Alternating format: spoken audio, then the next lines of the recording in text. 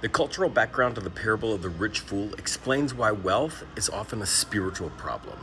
Hi, I'm Jeremy. I'm a deep skeptic, also a pastor. So Jesus tells this parable in Luke chapter 12 in response to people that are arguing over their inheritance. And that never happens in the real world. The parable starts with Jesus saying, the land of a certain rich man produced an abundant crop, right? So it's important to say this person was already rich before the beginning of the story. And of course, the rich person just gets richer.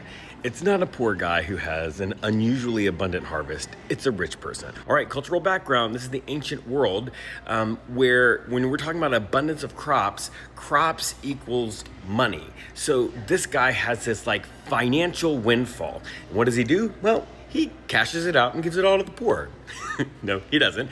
He actually thinks and he says, wait, what am I gonna do? I can't store all of this. I don't even have barns big enough for it. It says that he said to himself, he says, this is what I will do. I will tear down my barns and build up bigger ones. But that part he said to himself is huge, because in this part of the ancient world, there was this idea of the elders that sat at the city gates, actually in the city gates. In big cities, the entryway had these rooms in it where elders would go and sit and give advice and sort of make rulings and that kind of stuff. And whenever you had a major thing that you needed to decide, any sort of conundrum, you would go to the city gates and ask the elders.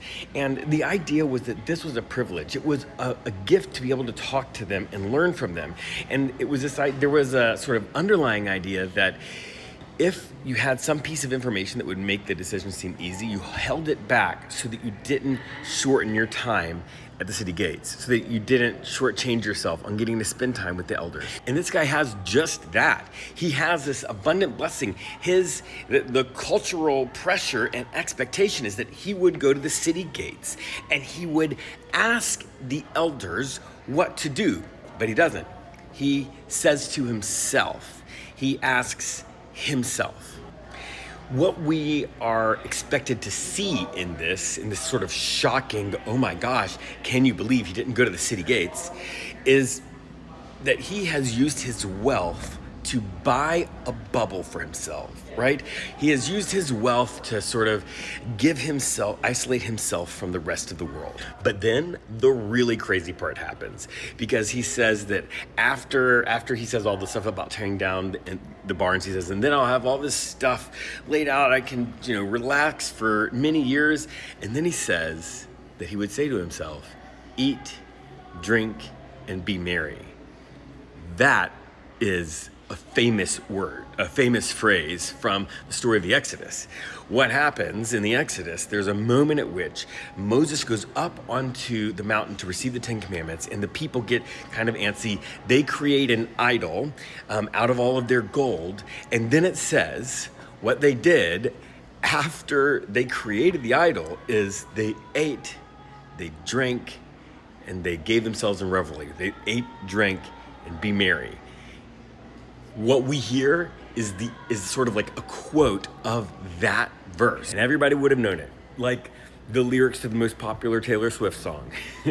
And what that says is he hasn't just bought a bubble, but he has made himself an idol. He's put himself in the place of God. And because he's bought this bubble, and because he's so powerful, he won't hear anything. He won't hear people say, oh, this is not okay, right? So he has this deeply problematic, this deep spiritual problem. And then God speaks up. And I love the way Jesus has God's words speak, because God doesn't speak to this person in the language of justice. God doesn't speak to this rich person in the language of, love and compassion. No, God uses the language of self. God says, you fool, this very night, your life is going to be demanded of you. And who will get to enjoy all of this stuff you prepared for yourself? So here's the spiritual problem of wealth that this parable reveals. Yes, there's definitely a problem of sort of injustice that increasing wealth like this generally is problematic because instead of helping the world with the money, people are just pursuing more and more money.